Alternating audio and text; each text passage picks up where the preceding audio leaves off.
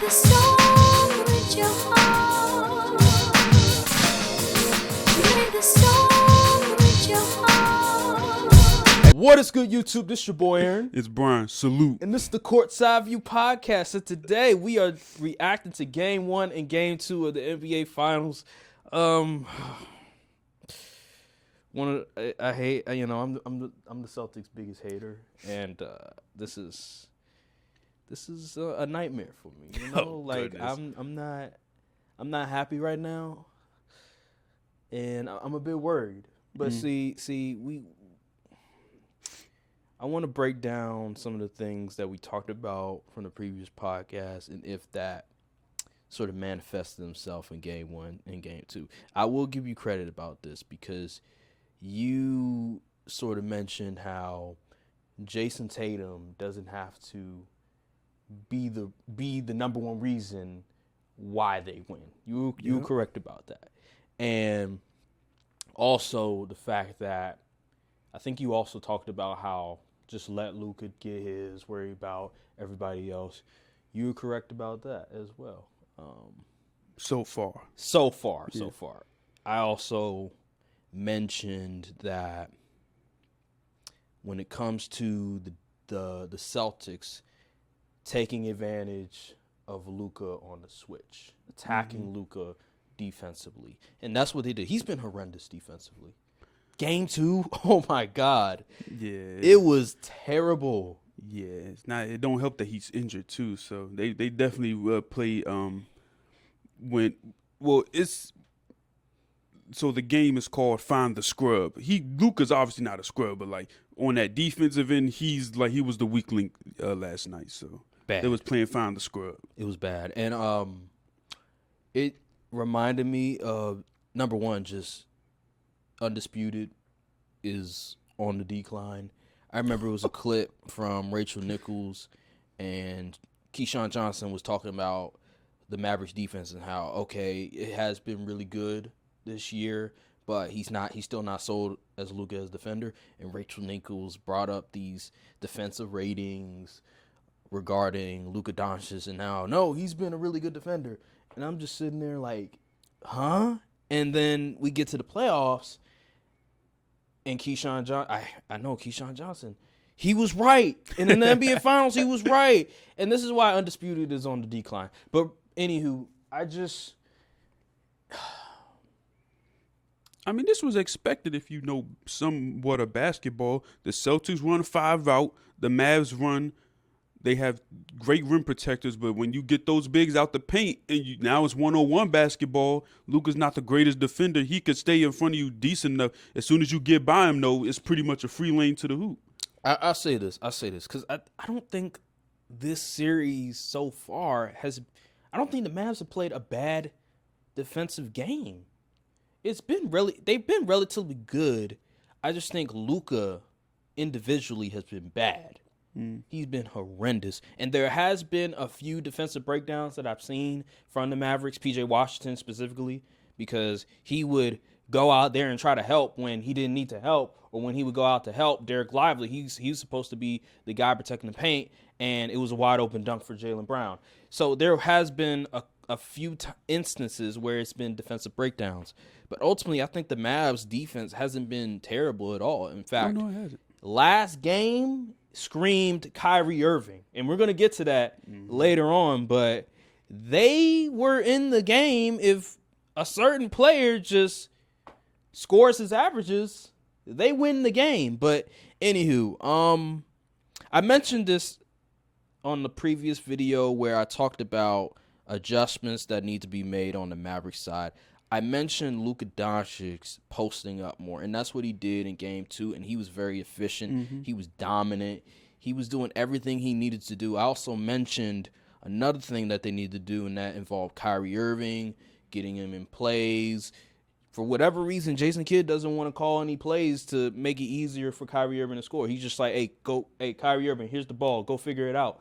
And I get he's talented, but if you see him struggling so much and you see that the on-ball defenders, a Tatum, a Brown, a Derek White, a Drew Holiday, are really disrupting his flow, you're going to have to do something to make it easier for Kyrie Irving to score because right now he's struggling. And he was the guy Man. said he needed to show up in a big way. And they can't win with Kyrie struggling this way. No.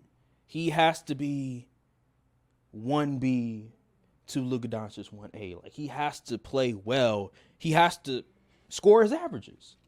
If you can score your averages, man, this game is a different stratosphere. Like, they're going back to Dallas tied 1-1 if he gets to his averages. And the fact of the matter is that Jason Kidd, he's a phenomenal head coach, but he needs to help Kyrie Irving in any way, shape, or form. And he's just not doing that right now. And that's just disappointing. I expected more. But we'll see in Game 3 how they adjust. I want to look at just Jayson Tatum, right? Because there has been a conversation involving Jayson Tatum's play this past game. He used 18 points, 12, I think it was 12 assists, maybe 9 rebounds or something like that. Yep, that's right. That's like a Draymond Green stat line right now. His efficiency was pretty awful. Like I think 6 for 22. The thing with Jayson Tatum is that I understand that the way that the defense of the Mavericks is keying in on him is there is another help side defender making sure that he doesn't get easy lanes to the basket all the time.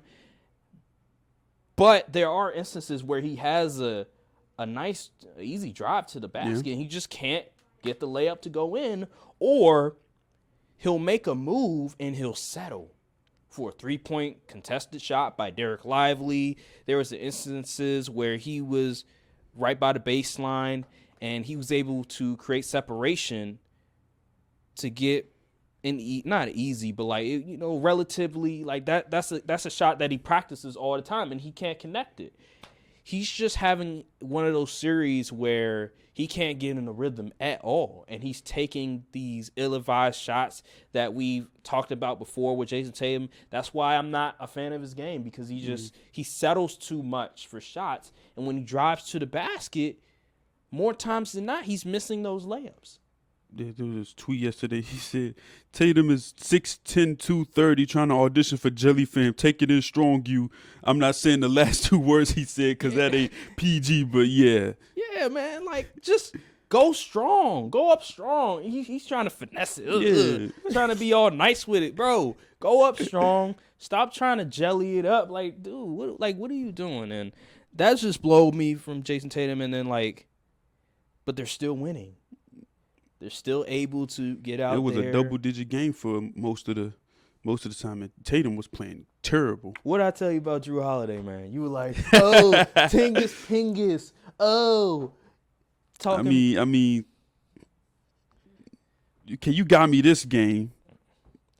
But Porzingis, he wasn't chopped liver out he there. Wasn't chopped liver. This was a Drew Holiday game, which is crazy. Derek White and Drew Holiday were the MVPs. Yeah. Game. Derek White's defense. Jaylen Brown contributed too, but I think the biggest impact was Drew Holiday and Derek White. The way they were able to make timely shots, the way they were able to play defense. This game, although the Mavericks lost, is what I sort of expected when it comes to the series in terms of, I said Drew Holiday needed to be the X factor. Now, it's one game. You know, game 1, it was Porzingis. It was They beat the Jaylen game Brown. 2 allegations, though. Game 2, yeah, they did, actually. Game 2, it was more a Drew Holiday centered, where he was left open a lot from 3 in the corner.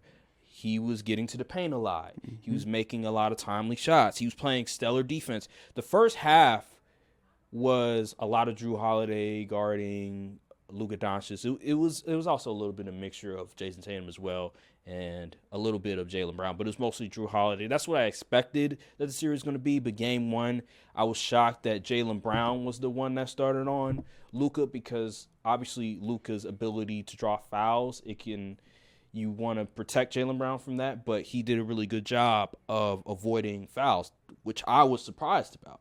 I thought that was a big risk, and Joe Mazzula, you got to give Joe Mazzula credit on this one. He he has he's looking at it from a numbers game. He has done wonders with this series so far, and Jaylen Brown, he's done wonders defensively. He's been a different maker. Didn't he make third team defense, all defense? I don't know. I want to say he did. did. I don't know. If he did, then that's great. But he's been amazing defensively so far. And Drew Holiday, game 2, he was the MVP. But yeah, man, it comes down to this. It's a make or miss league. True. It is a make or miss league. When it comes to the Mavericks, they had so many good open shot attempts, and they weren't able to connect. They shot 6 for 26 from 3. That's 23% as a unit. The thing with the Mavericks is, although they are open looks, those aren't the looks that they want. They want corner threes, and they're not getting corner threes. They want corner threes. They want lobs, top of the key from Luka, Kyrie do his thing, and they're not getting that. There is a stat. There's these stats, right? I was going on Basketball Reference, and Derrick Jones and PJ Washington are corner 3 merchants.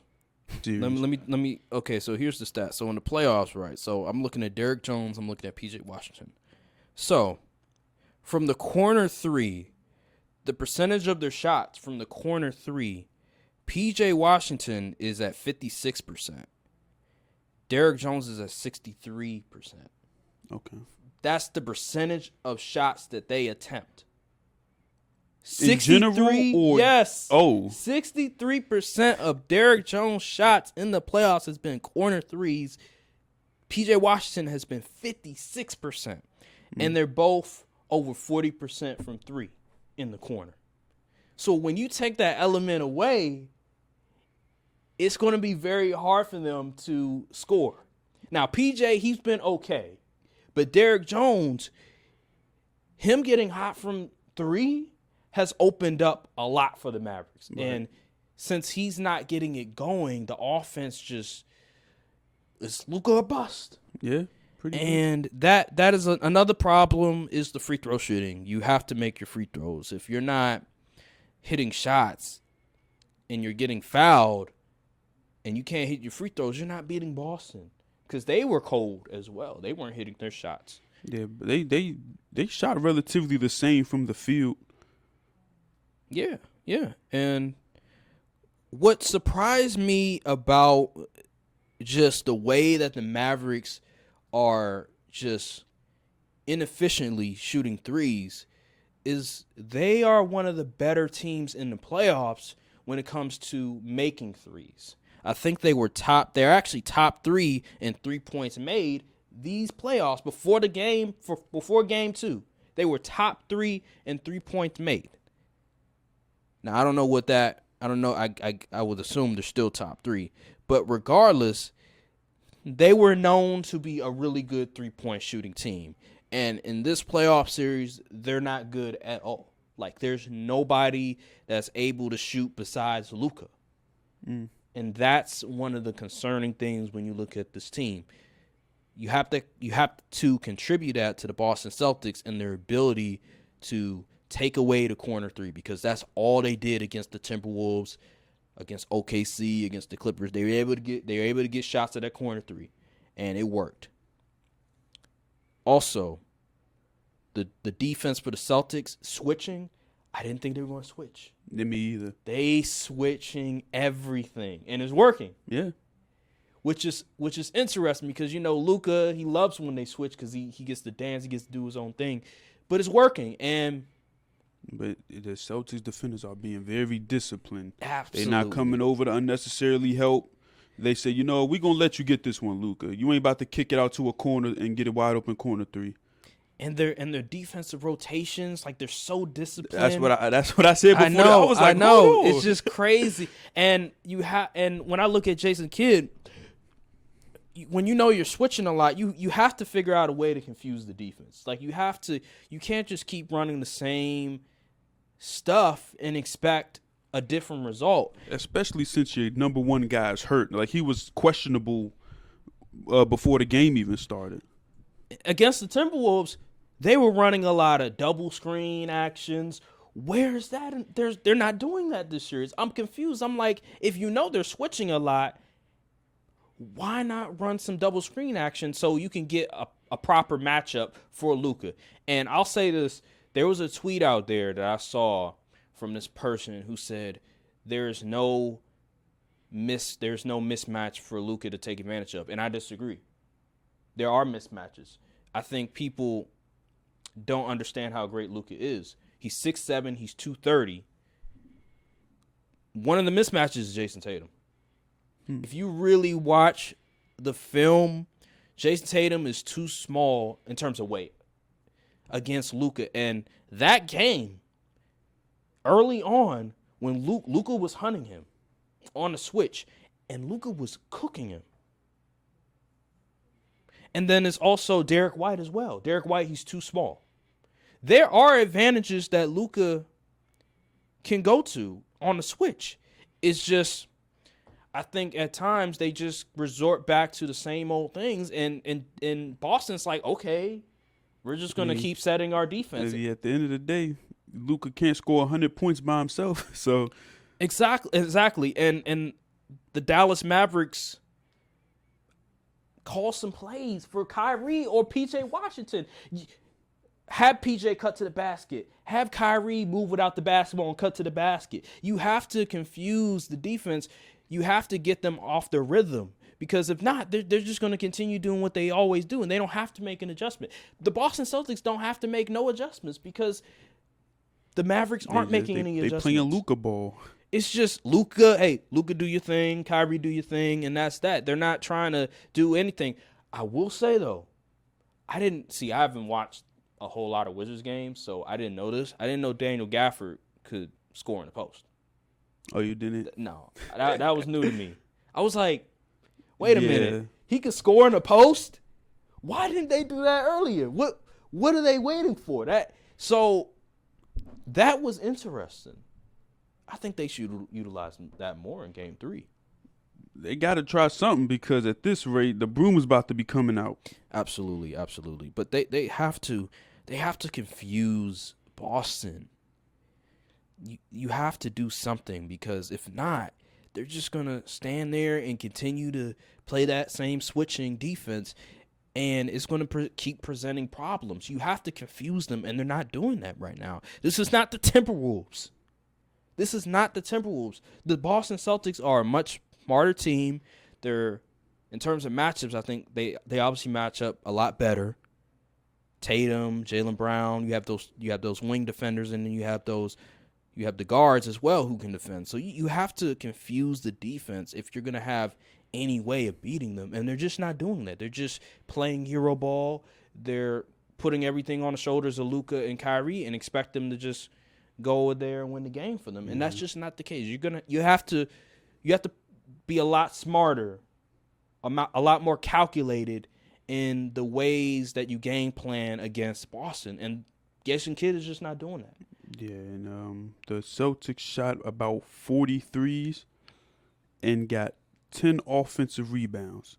You gotta crash. Yeah, and like I seen this one play. I believe it was either Lively or Gafford in the paint. And I'm like, how the heck did Derek White get that rebound? I was like, get real. I saw that too. Yeah, it was Lively, I think it was. Yeah, I was like, come on now. We got to get more effort than that. That's another thing. Lively is, I know you got to play him, but he's just not smart. He's just not making any smart decisions out there. He's looking bad. He's playing like a rookie. Yeah.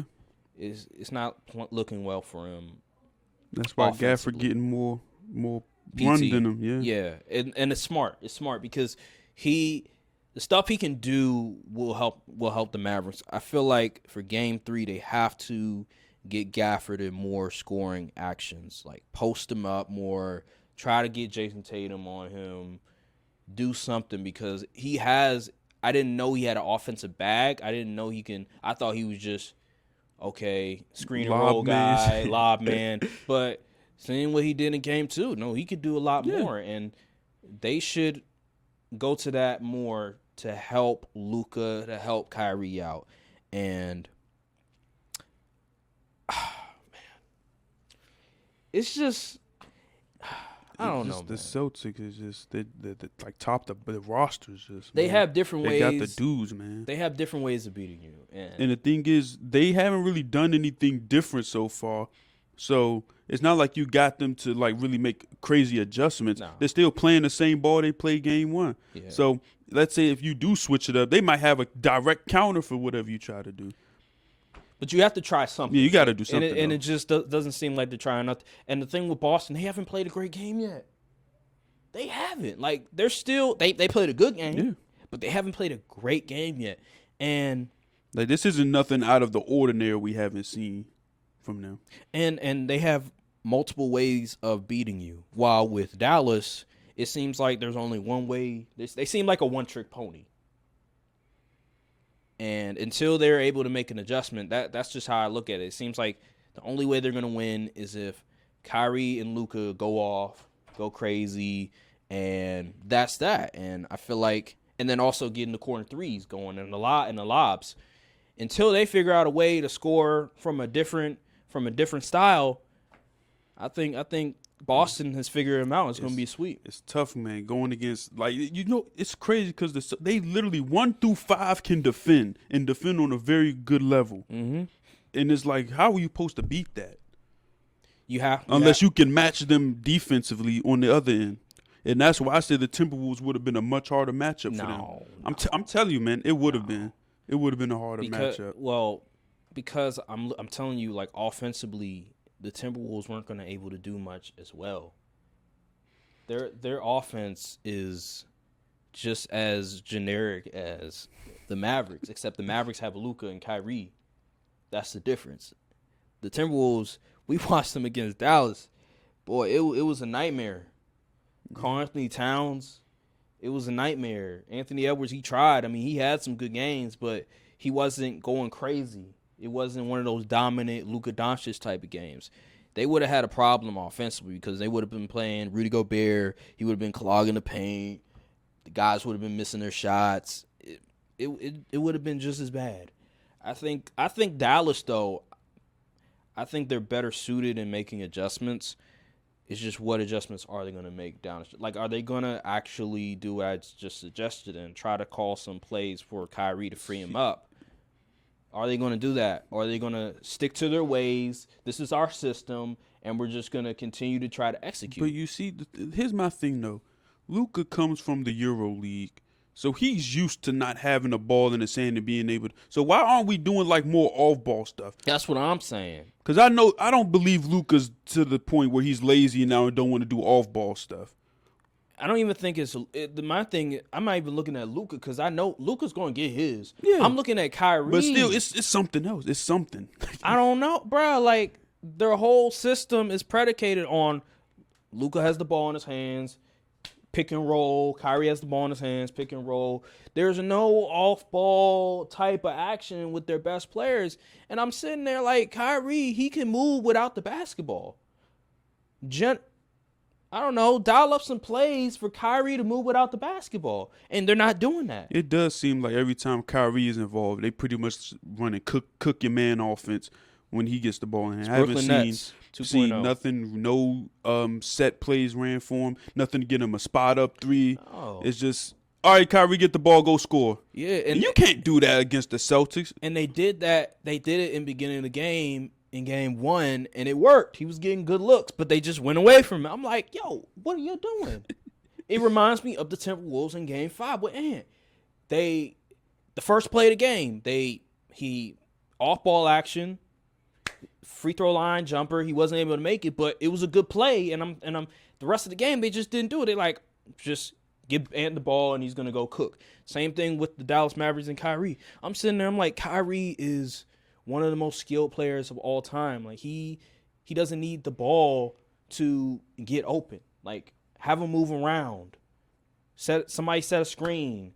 Him coming off of a screen, getting open for a 3 or a 2, whatever it is. But you can't just have him, oh, here, Kyrie, go cook. Here, Kyrie, let's do a pick and roll. It's not working.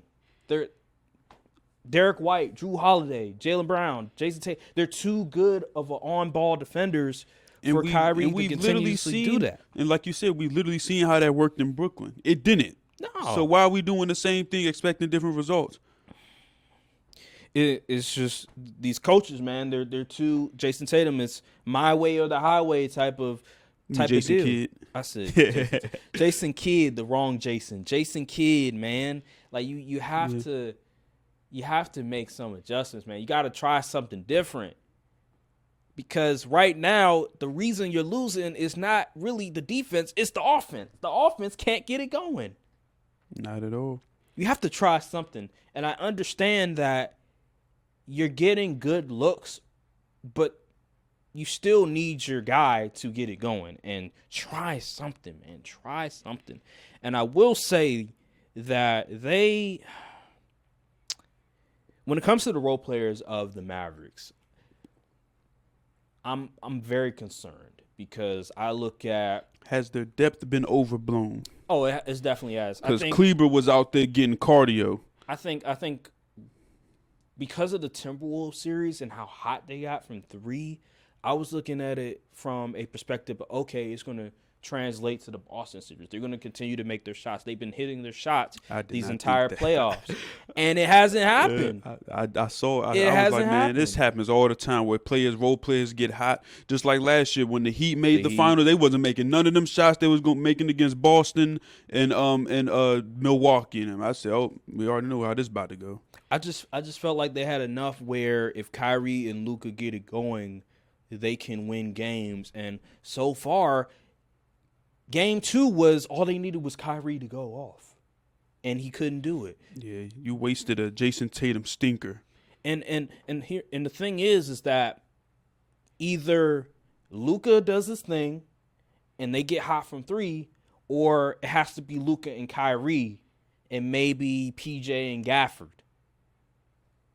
There can't be an option three. It has to be either of those two, and if either of those two don't happen, then you're losing. That's really how it is going to come down to. For Game 3, they're going to probably have to play Tim Hardaway Jr., and he sucks. But he's a three-point specialist, but the reason he's not playing is throughout the playoffs he hasn't been good. No.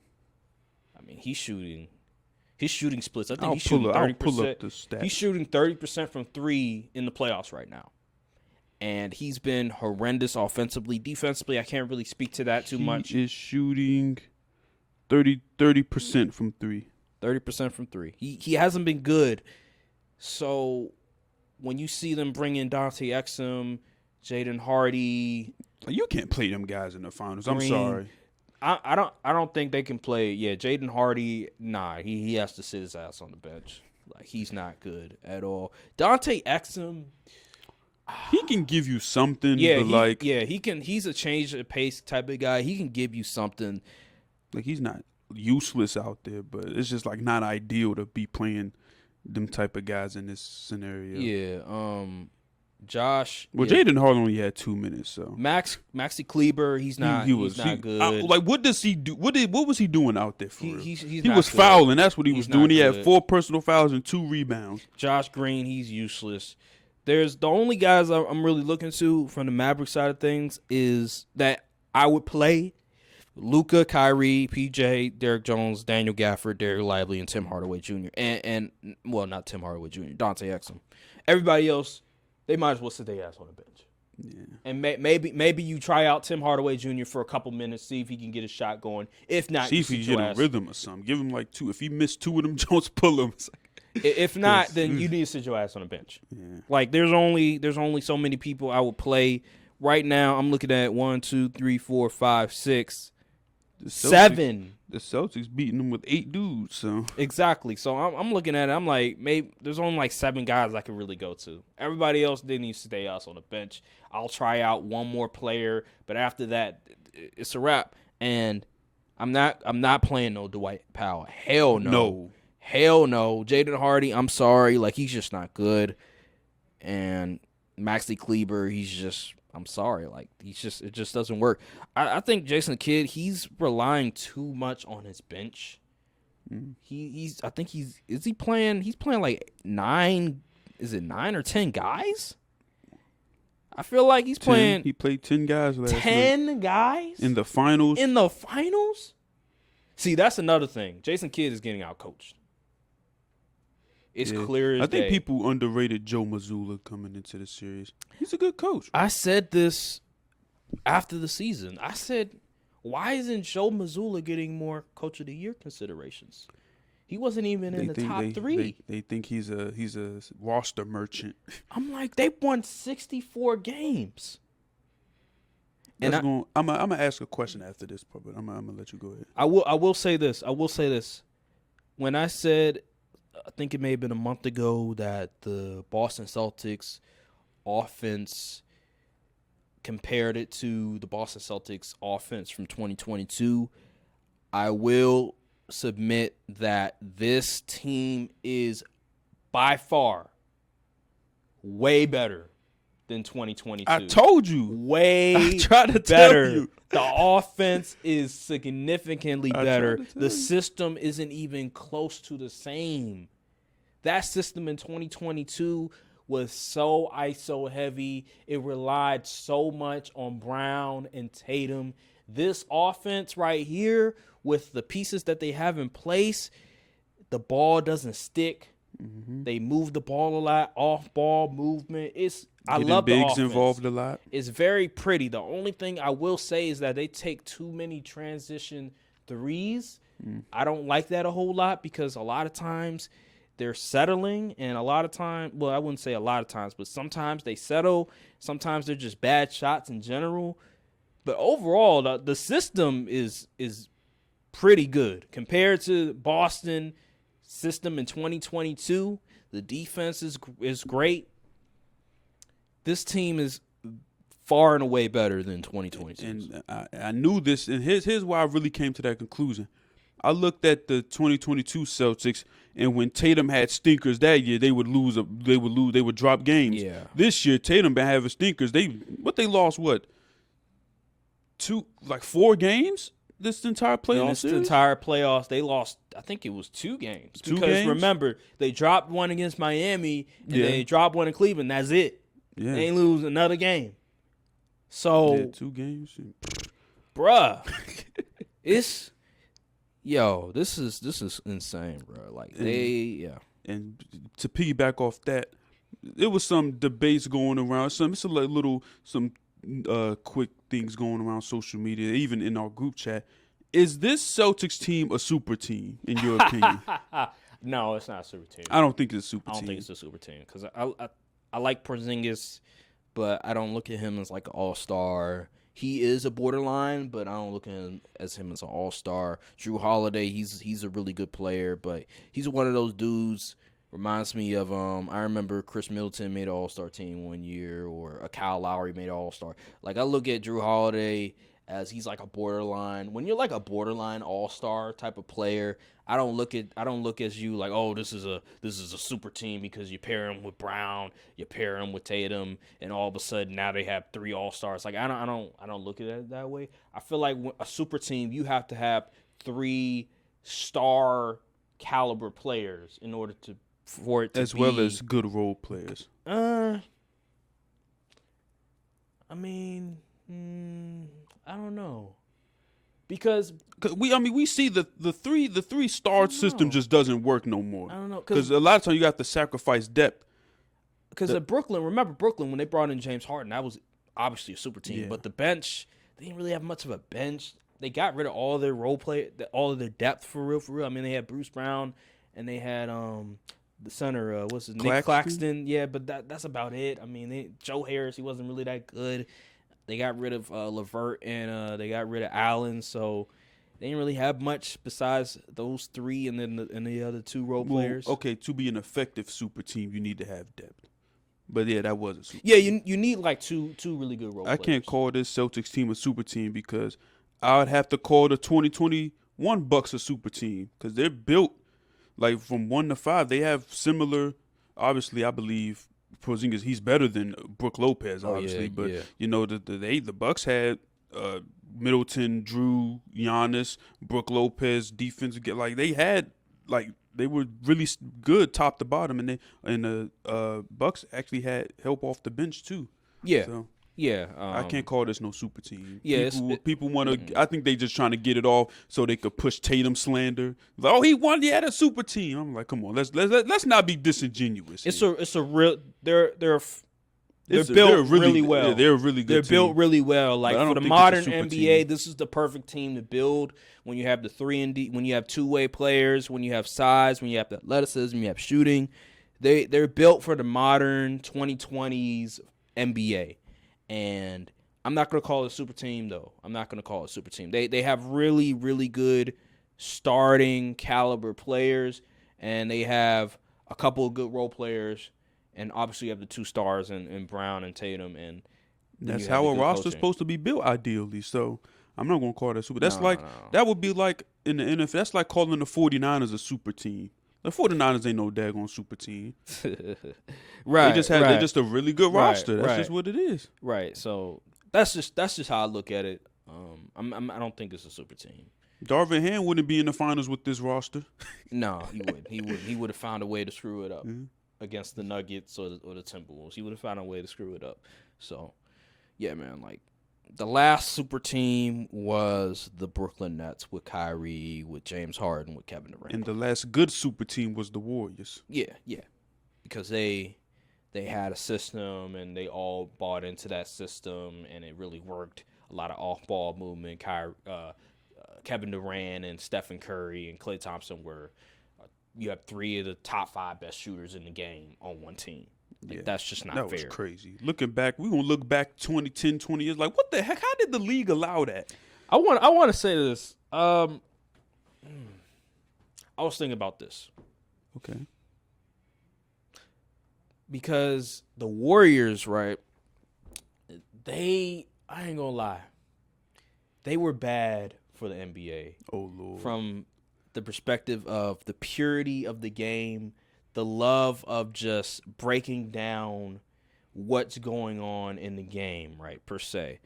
They were bad because it was a foregone conclusion that we knew they were going to win, and you didn't really need to do much basketball analysis to say that they're just going to win. It doesn't really matter. They have 3 of the best shooters in the NBA. They're a super team. They're going to win. There's not much basketball analysis you need to do. Well, since 2018, we've seen a different team win every single year, and it hasn't been that super team model. And I feel like it's been great, and it comes off like NFL kind of, where you don't know who's going to win. It's all about matchups. It's all about matchups. Yeah. So you break down, okay, this is why this team except wins. recently, if you know Pat Mahomes in the Super Bowl, you know he's going to win. People try to count the Chiefs out every year. They always try Brady. to crown someone in the AFC, but the Chiefs always do the Chiefs stuff. Unless it's Tom Brady or if it's Joe Burrow. But regardless, back to what I was saying, it reminds me so much of like the NFL and how matchups matter, and we can finally break down, okay, why this team matches up better than this team, why this team should probably try to avoid this team. But back when the Warriors were so dominant, it didn't matter who they were going up against because they were mismatched for everybody. So and it's actually kind of admirable how much bump the Rockets gave them. Oh yeah, and then it's so funny. Like there would be these analysts trying to say, oh, the Warriors are better without KD. Yeah, just absurd takes, and we're just sitting there and we have to listen to it, and I'm just like, they're gonna win. Like, what are you talking about? And they won back-to-back titles. That was a crazy time for basketball. The fun of the game, the fun of watching and learning the game is finally back. And the NBA has a perfect opportunity the to media promote. they aren't capitalizing off of it. Nope. And it's a shame. I have to salute NBA TV because they do a really good job of breaking down the game on the post game show. So they had like Grant Hill, they had Steve Smith. He played for the Hawks in previous years. They had I hope Shaquille the people O'Neal. watching this know who Steve Smith is. They have Shaquille O'Neal, and then you obviously have the journalists in the middle moderating everything. But Wait, Steve Smith or Josh Smith? Steve Smith. Oh, Steve Smith. Okay. Steve Smith. He played in the 90s. Okay, got you. You know, he was famous for this one move. It was like a half. He would do like a half spin, and they call it the Smitty. But Got you. they would actually break down the game, and they would do a really good job. Surprisingly, I like Shaq in this sort of environment where it's not just jokey joke all the time and try to be funny. They were actually breaking down the game in a level where, number one, the casual fan can understand and get people to learn more about the game. And I thoroughly enjoyed it, and we need more of that.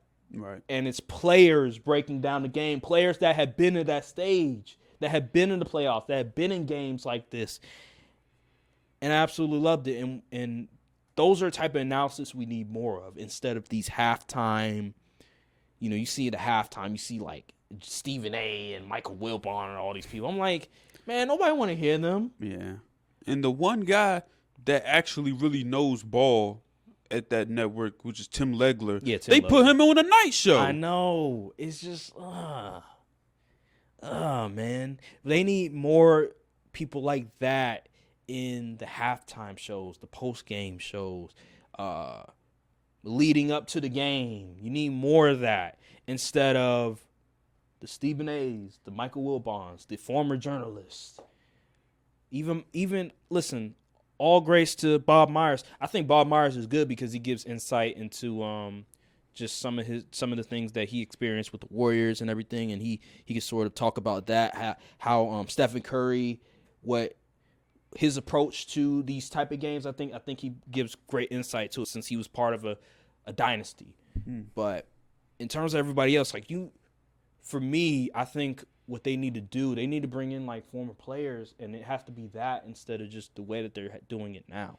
And that's just my problem, because I remember back in the day, like 10, 15 years ago, I remember they had Magic, they had Scottie Pippen. Like they would have like these prominent former players that were in the finals that are Hall of Famers breaking down everything, and it was entertaining, and you learn something new. I remember Magic Johnson. He was killing Russell Westbrook in the finals. That famous clip, like stuff like that, man. We need to get back to that instead of what's going on right now. And they just haven't taken advantage of it. The parity, the amount of teams that feel like they can win a championship every year. This is great. Yeah, this is fun. But then I hear the side of, well, the NBA has never been great when that happens. That's because y'all don't do your job enough. Y'all aren't. It's easy when it's the same teams competing every year. Y'all are not making it a mission to try to promote the game more. Try to learn different players. Try to give players more attention besides the Michael Jordan, LeBron, Kobe's, the Steph Curry's, the Kevin Durant's. Like, try to put more effort in exposing different players instead of looking at the same 3-4 players. And that's the problem. That's why I want to bring up this topic. The NBA Finals, Game 1, the ratings were lower this year than last Game 1 compared to Game 1 last year. And that's crazy because I didn't like the matchup last year. The Nuggets versus the Heat. I can't remember a single damn thing from that finals. And I like this finals matchup more. And yet the ratings are lower this year than the previous year. And I want to ask you this. What do you think is contributing to the decline of ratings? It's a combination of things. One is the combination of a lot of people are just watching from illegal sites and streams and stuff, because a lot of people cable is really dying out. Really. Yeah, it's really dying. Even though it comes on local channels, but people they don't really care. They go on a stream website. I'm not gonna say no names. I ain't no snitch. But yeah, they just going on them sites. And then also, I think the game, like, people just, I don't know. It feels like the NBA from a fan aspect it's starting to become a loud minority instead of it just being the majority now. I feel like the way the game is covered is really taking a huge fact because like before the finals started, like if you weren't really paying attention, you wouldn't know who's playing. Like if your channel just didn't happen to be on ESPN, like you wouldn't see no other commercials. I haven't seen no outside of ESPN and the channel. I haven't seen no other advertisements for the finals really. It's like I barely feel like people even know who's playing. Like I'm scrolling the timeline during the game, like you see people talk about it, but a lot of they're not really worried about the finals. So I don't know if that just be like the fan interest just isn't that high outside of like the Celtics fan base and the Mavs fan base. Maybe people didn't want to see this as much as people thought. But I don't know. It's just I feel like the NBA is just they're losing fan interest. Honestly, it's just like social media is the loud minority as far as the fan base for the NBA goes versus like the NFL is just like they always dominating the ratings aspects and all that. And like I don't know. I think creativity wise, they need to do a better job in promoting. Yeah, like okay, like, yeah. One thing, yeah. To tag on your point, so you mean to tell me the NBA could make a whole new court uniforms for the in-season tournament, but when the actual championship that matters the most in the sport is just we get a YouTube TV logo on the court. Like this, like the priorities isn't right. No, they're not taking the effort to promote the game to make it exciting, because in previous years I felt like it felt like a story. Like be honest. Does this truly feel like you're watching the finals? No, it doesn't, because they're not putting the effort to make it feel different. You know, like I remember in the past, like the music was significantly different than what you normally hear. You look at like the court, promo videos. The court. I don't even think there's an NBA Finals logo on the court. I haven't seen it. Which is crazy. Normally, you put the NBA Finals logo on there. They're not doing that. I don't. Do they have the little patch on their jersey? I think they do. Oh, okay. I'd hope so. Yeah, I would hope so. But they're not the little things. They're not doing anymore. They're just like, okay, we're just gonna promote it like usual, and that's that. It reminds me so much of what's going on in the movie business, where we're just going to do the same old stuff, promote it, you know, certain audiences that we always do, and we expect to make money. Like, no, you got to go out your way. You got to promote. You got to go to these different podcasts. Look at Bad Boys, why they're successful, because Martin and Will, they went out to different podcasts. They were linking up with different podcasters. Yeah. They were linking up with different creators. Content creators, yeah. People that watch their content. And now you see that they're making a whole bunch of money off of the movie because they put in the in the work, they put in the marketing that was necessary in order to do it, instead of doing the same old, we're just gonna, you know, show a trailer on social media, show a trailer on, you know, different cable networks, different cable channels, and that'll be good, and then it will get hyped up. Like, no, you gotta go out there. Go to different radio stations, go to different podcasts that will promote your work. And that's why they're successful. The same with the NBA. They have to go the extra mile to promote the finals, and they're not doing that. And see, the thing is, I think the NBA, they make the media in general, NBA media in general makes this mistake that they think is you promote based on a series to series type thing, when you, in all actuality, you want to promote and build these guys up throughout the season, so that way when these matchups happen, there's already generated hype. People are familiar with the players and everything. This is what happens when you talk about players only to slander them.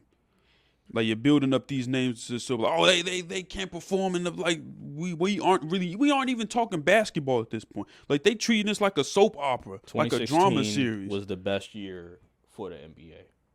2016 was the best year for the NBA. And part of that is obviously Stephen Curry and just what he was doing that year, the magical year, the Warriors going 73-9.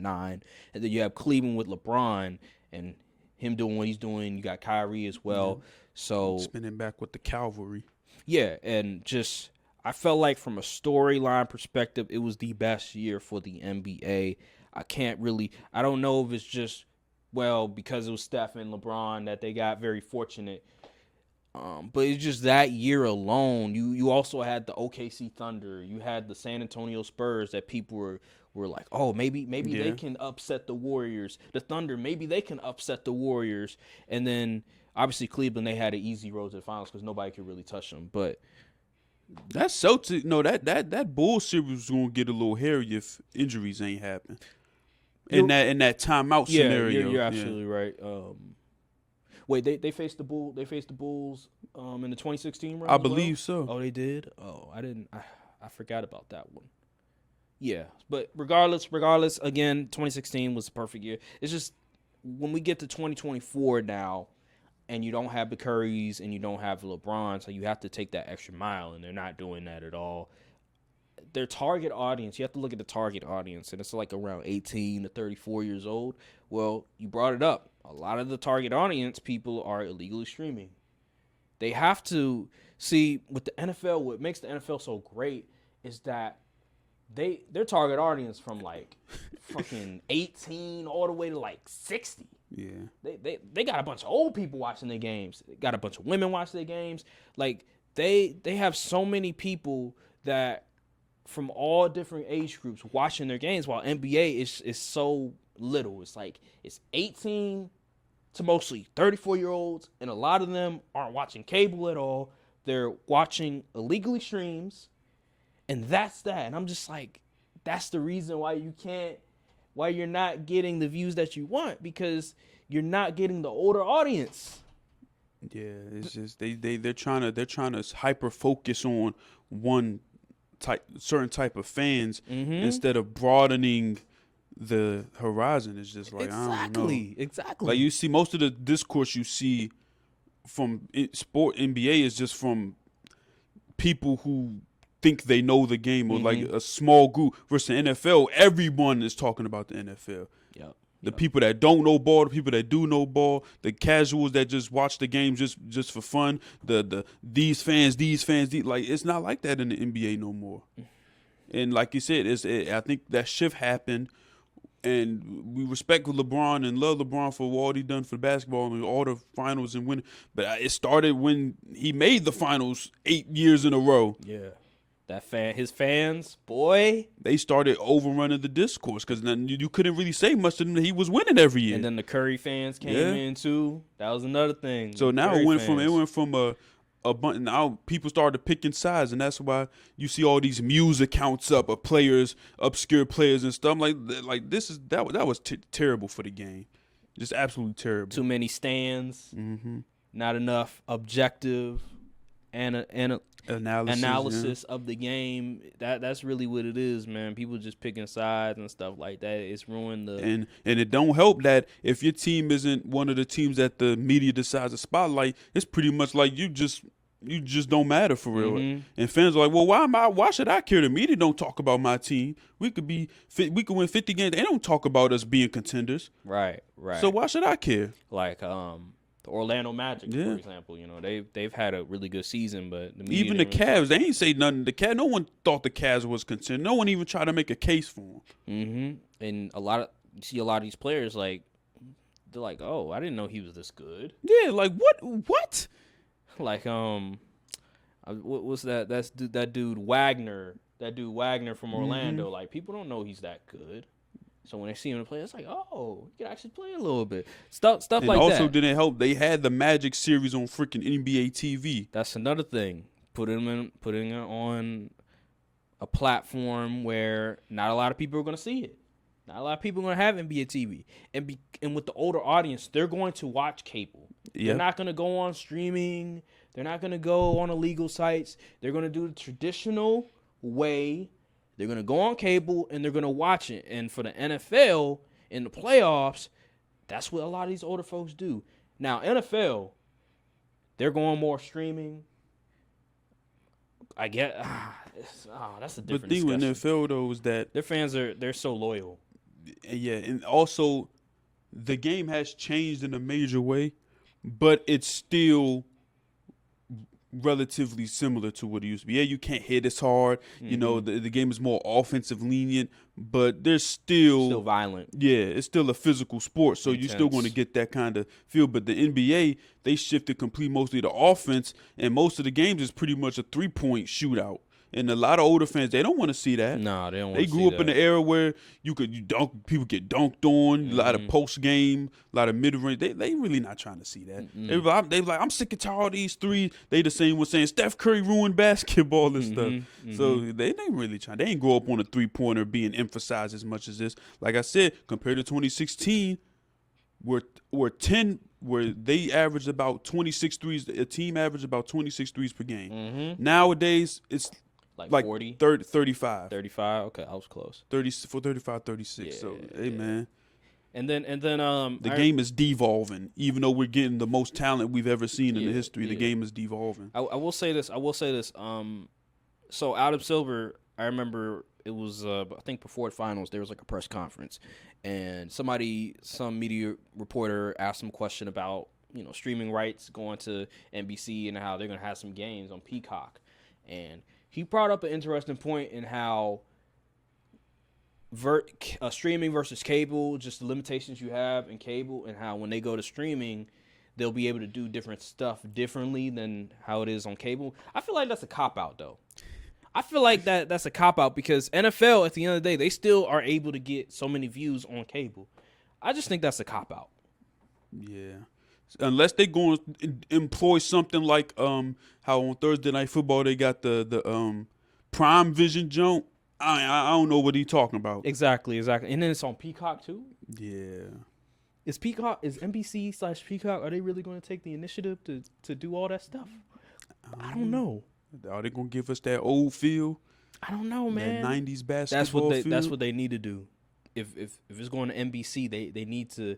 I want those same sort of aesthetic, the same sort of story. Like I remember before the finals game, they would have this one person narrate.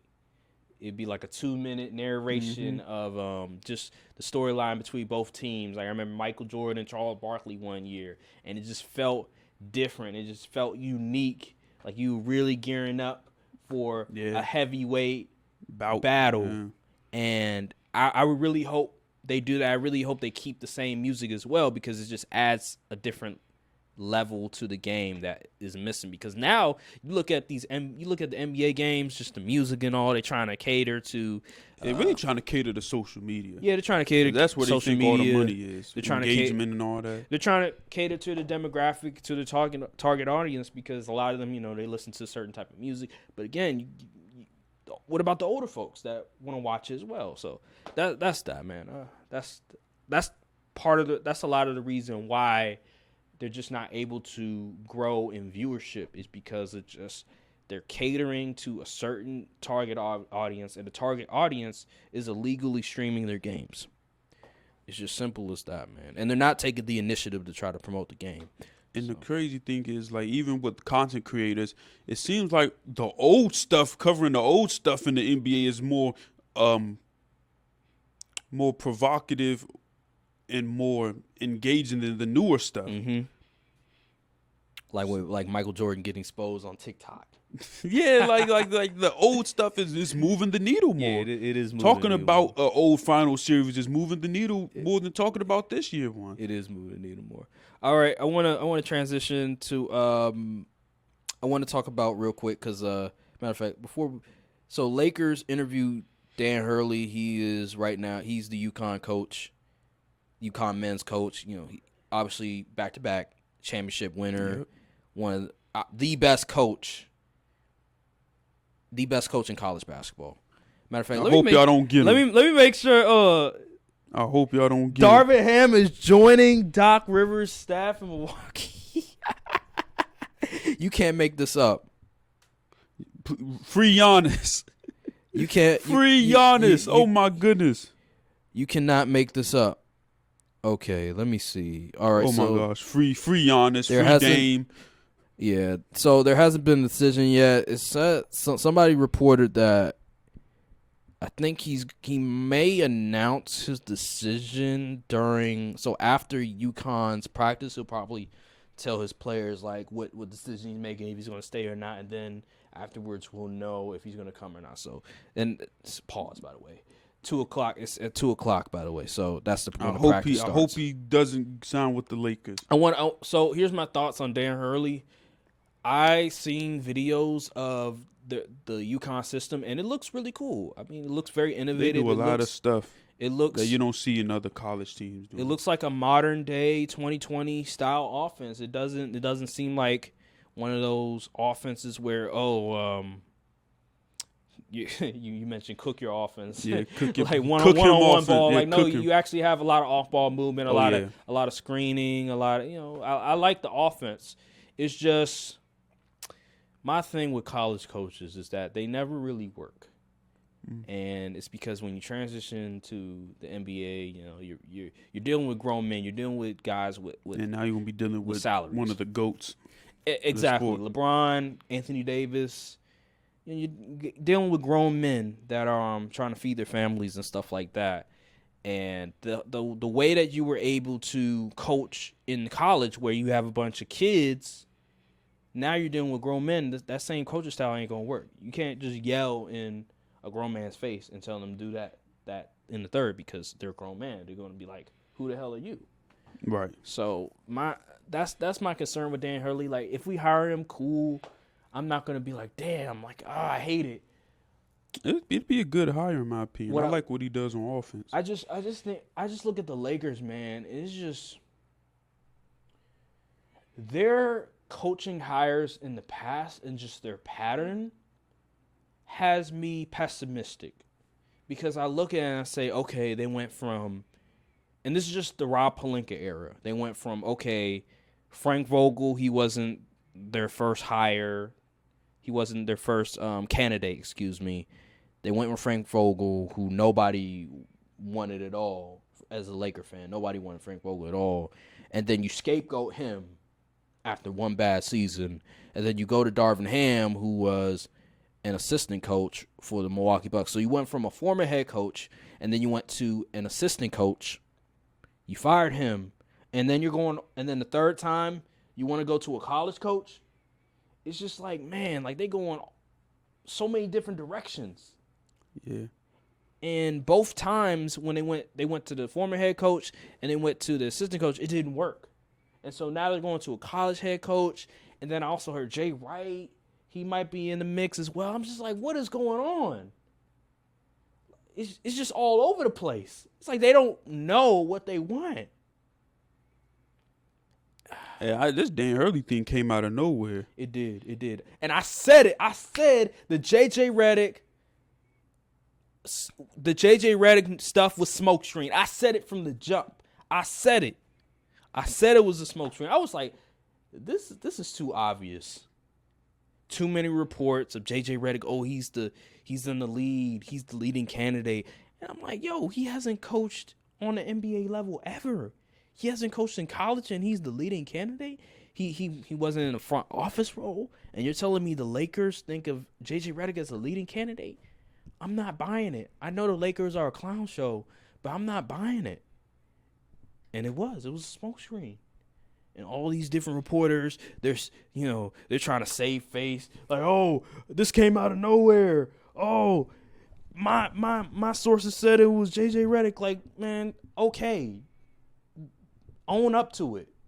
You were wrong. It's okay. It's okay. And I don't know, man.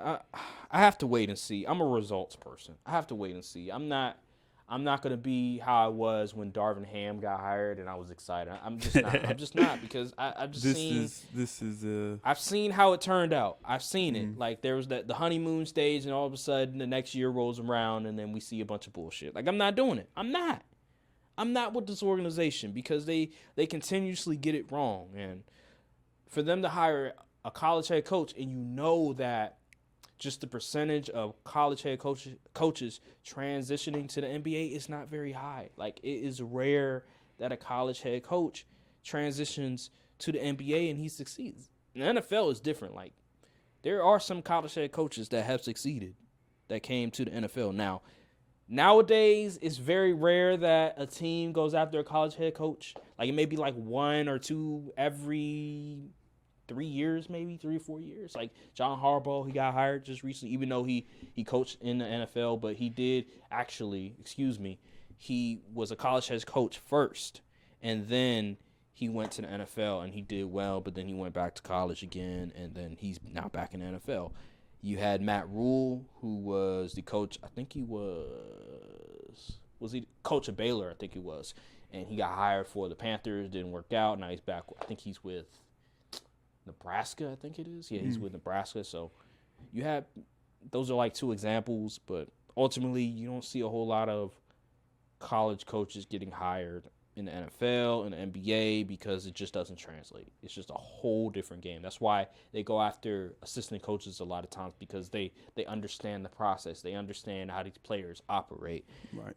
So for the Lakers, or don't be immediate like promotion. They may get a college coach to be like a coordinator or something like that, and then groom them over time. Grooming sounds kind of crazy, but groom them up to be head coaching. Yeah, type no Diddy. But yeah, man. I mean, Dan, if they are gonna hire a college head coach, I guess Dan Hurley is fine, because just the way his system is run, he seems like he can connect with a lot of younger players. I guess Dan Hurley is the answer. I just need to see how is he going to lead as a head coach? Like leadership-wise, how is he going to lead? How is he going to transition from the college game to the NBA game is my question. Brad Stevens, he was good for a while, but then ultimately he left the head coaching role, became a general manager, because the players just stopped listening to him, you know? Remember Boston, like I think it was his last year coaching. He just decided, I can't do this no more. I have to go in the front office role, and that's what he did. And he's been really good in the front office. People need to stop trading with this man so we can stop building these rosters. Yeah, like Danny Ainge just tricking people, and now you have Brad Stevens tricking people as well. So I guess Boston in general just has a lot. They just have really good front office people tricking all of these GMs and making deals and stuff. They were able to get True. They were able to get Derek White. They were able to get Kristaps Porzingis. While with the Lakers, it just seems like every time they try to make a deal, a GM's trying to get over on us. But with Boston, they love Boston so much. They want to do business with Boston when they have a history of screwing with people. Game is game. I know, game is game, bro. Like we did the deal with Anthony Davis. We gave the Pelicans all that. Like we gave them 3 really nice players, and we gave them all them picks. It's not our fault you guys weren't able to capitalize. Wasn't our fault. Like, it's not, man. Like, man, they just be hating on us, bro. But anywho, Dan Hurley, it's more so a wait and see mode with me. I want to transition to the final topic. The Eagles. Uh-oh. I want you to break this down for me. So, Jalen Hurts, he was interviewed, and he said that the offense is like 95% new. So it's basically they scrapped damn near everything from the previous offense, and they brought in Kellen Moore. He's the new OC. So you have a great idea of what to expect from the Eagles offense. And I have to say, you know, as the number one Eagles hater and a diehard Dallas Cowboys fan. It may be some bigger haters than me, but yeah. When you hear that the offense is 95% new, what is your reaction? Do you think it's something to be concerned about, or Jalen Hurts and Eagles wide receivers get ready to learn option routes and hitches, because that's what y'all gonna be running, daggone it. And honestly, I never really understood the Kellen Moore hire. Mm-hmm. I think they just wanted to get a name. Yeah. Because Jalen Hurts' skill set is not built for a Kellen Moore type offense. Jalen Hurts isn't go through all your reads type QB, in my opinion. He does better when you use him as a dual threat. They might not, if they scrap at 95%, are they even going to have him run for real? I don't know. A lot of the stuff that Kellen, it looks pretty, But when a real team is coming to town, when they have guys that really understand the offense and know exactly it's stagnant. It looks bad. Do you think Jalen Hurts and his skill set will mesh well with Kellen Moore's scheme? I would say yes, because they have the dudes. A lot of Kellen Moore's offenses beat your guy. Okay. He's not really scheming dudes open like that. And A.J. Brown and Devonta Smith and Dallas Goedert as well are more than capable of beating a guy. Now, the run game is a different story because Kellen Moore and run game ain't really. He don't like the run game so much. It's not the schemes are just so basic. It's not hard to counter. Okay. So that's going to be a little interesting. And he doesn't run read options a lot at all. It's not a lot of or triple option, nothing like that. Not a lot of bubble screens, anything like that to help get your playmakers the ball. So Jalen Hurts, he gonna have to work for every completion because it ain't gonna be easy. Man, and he's learning a whole new offense. 95% new. It's gonna be a challenge. It's gonna be rough in the beginning. I'm telling you. If he comes out firing, hey, it is what it is. But I don't know, man. I don't think Jalen Hurts is best when he has to be the sole engine of the offense. Mm-hmm. And we see Justin Herbert try to make it work. He was doing his thing for a bit, but then he got hurt, But Dak had to make it work. I don't know if Jalen Hurts is on that level with them type of QBs that literally the offense is solely based on you now. That's the type of offense Kellen Moore runs. It's very, very QB dependent. It ain't going to be no Kyle Shanahan stuff. We're going to get the ball in Debo's hand. No, it ain't none of that with Kellen Moore. Putting everything on his shoulders. Yeah. You make gotta these make reads, a play. and if you misread this option route, you're going to throw a pick. He you got to make a play. Yeah. Not the other person. You got to make a play. Mm-hmm. You got to get that guy open. You better throw that hitch or throw that curl or it's curtains for you, buddy. Sounds like that's not an ideal situation for Jalen Hurts if he has to do that. It's not, but maybe unless Kellen Moore changed his ways and said I know we got to change the scheme to the personnel, but if based off history, I don't know, it's gonna be a little rough. We're gonna later in the months leading up to the NFL season, we're gonna give our predictions, but that don't sound too good. Because Jalen Hurts, I love Jalen Hurts. He had a MVP caliber year a couple of years ago, but when he had his MVP caliber year, he didn't have to. Shane the Steichen, offense man. wasn't solely reliant on him playing quarterback in a great way. Like, they utilized his legs. Mm-hmm. They simplified the offense for him. It wasn't solely based on his greatness playing traditional style quarterback. Yeah. With this offense, the way that you described it, it seems like he's going to have to really play quarterback. Yeah. A lot of pre-snap.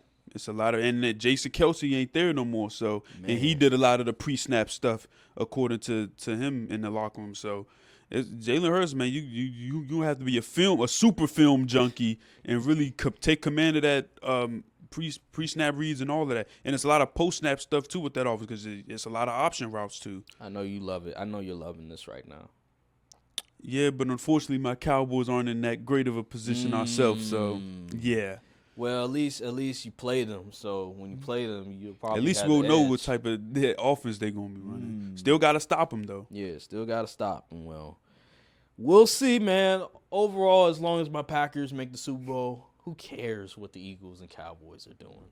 You know what I'm saying? But anywho, is it gonna happen? Probably not. But anything can happen. NFL parity. We got parity in the NFL, man. As long the NFC is back, kinda. As long as the NFL doesn't do anything shady when they go to Brazil, I mean, we good. We Gucci. With the whole green thing, I mean, we Gucci. Mm-hmm.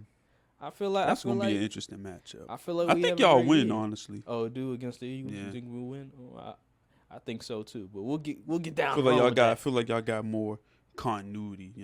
We'll get down the road with that. But is there anything else that we haven't talked about that we need to discuss right now? Not that I know of. All right. Well, that'll do it on this episode of the Courtside View Podcast. Make sure to like, subscribe, comment down below, hit the notification bell for all the socials as well. And we will see you all on the next episode of the Courtside View Podcast. Thank you guys for watching, and peace. Salute. Just let me be.